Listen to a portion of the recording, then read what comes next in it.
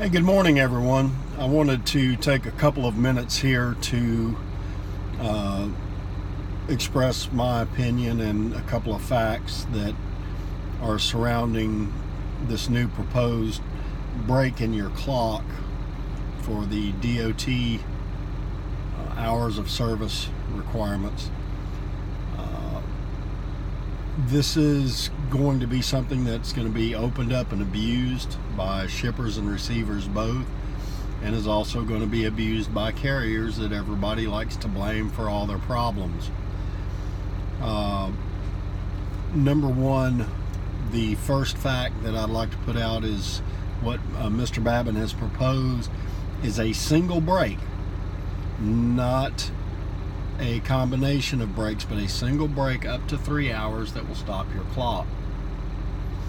So that means there are other changes going to have to be made to accommodate this. Number one, ELDs are not going anywhere. This is something that we've already been told by FMCSA, and we can jump up and down and yell and scream all we want to and how it's unfair, and but we're going to have to face it. It's part of life now. So you're going to have another option when you hit the off-duty button. They're going to have to add an option to pause the clock. Now remember, this is a single break that you're being given, not a multitude of breaks. You can't break the 3 hours up. He's talking about one break up to 3 hours. So now the other part of the regulation you're going to have to look at is, will this be treated like driving? Is this something that's not going to be able to be changed later? So you've got that you've got to think about. So let's say you hit that pause button and it stops your clock, and 1 hour later you're ready to go. You've now had that break. That's it. So now you have a 15-hour day instead of a 14-hour day. That's all you've done. You have not changed the amount of work you have to do. You haven't done anything that's going to help you in any way make more money.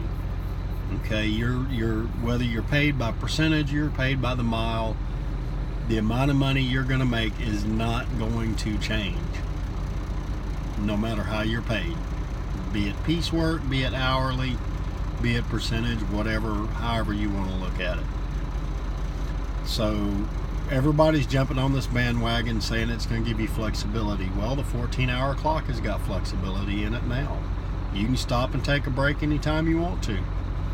Okay, the only thing that's in there mandatory is the 30-minute break that with the ELDs, and this is something that they didn't think about before ELDs when they said this, with an ELD you can actually begin that break even though it has to be at a minimum of 2 hours.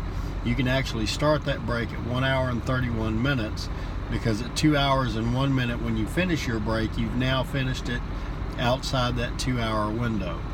Okay, so you can kind of get by on that.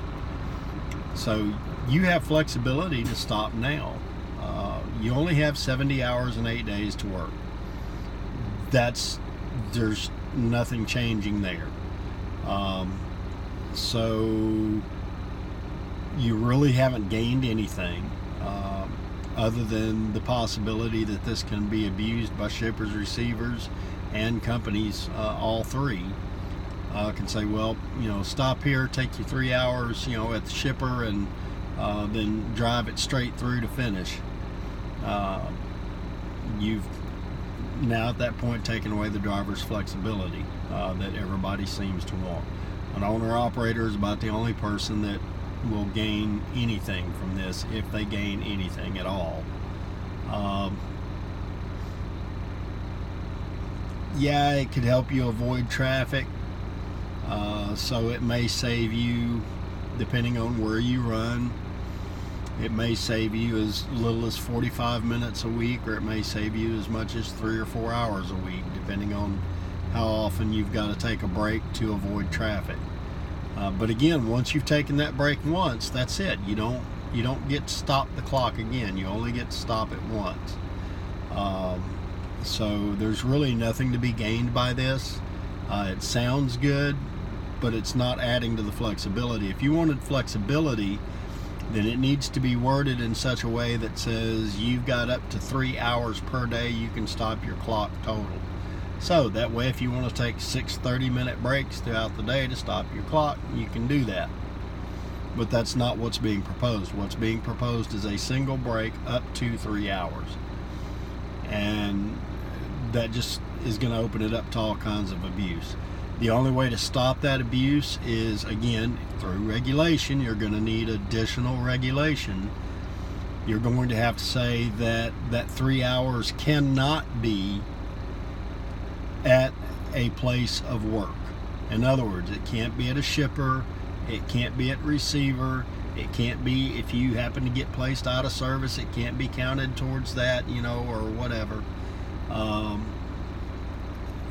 It's going to have to be taken at a rest area, a shopping center, wherever you happen to stop and buy groceries.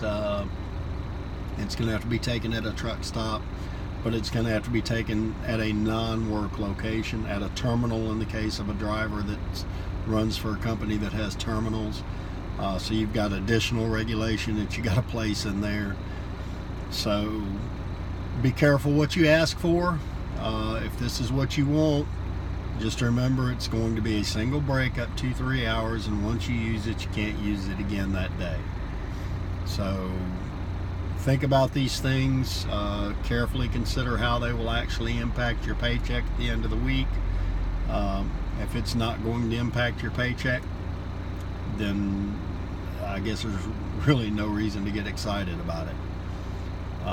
It's a bandwagon issue. It sounds good on the surface, but when you start digging into it, it's nothing that's going to gain you anything. You're not gaining any flexibility. You're simply stopping the clock, and then once the clock starts again, it doesn't stop.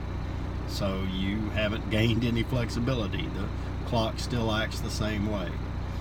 So take some time, look at it completely before you jump on the bandwagon and say this is the greatest thing since sliced bread or peanut butter.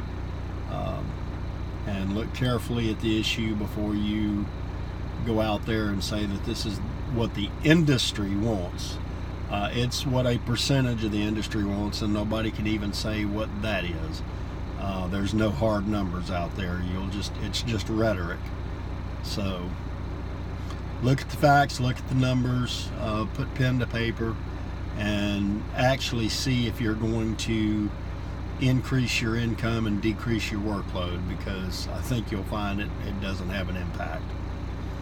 Anyway, that's my notes for this morning. I've got a couple other issues I'd like to take a look at, and this is just a faster and better way than using Twitter or Facebook, because the only problem with that is you don't really get to explain what you mean. So this is for the folks that actually want to listen and want to learn a little bit. I've been out here doing this for 27 years. And I've been at it from both sides of the steering wheel. I've spent some time off the road, so I can see things from a management perspective also. So have a great day. Everyone out there driving, be safe. For those of you sitting behind a desk, just be the best person that you can be today, and make an impact, make it a positive impact on everyone you meet. Have a great day. Bye.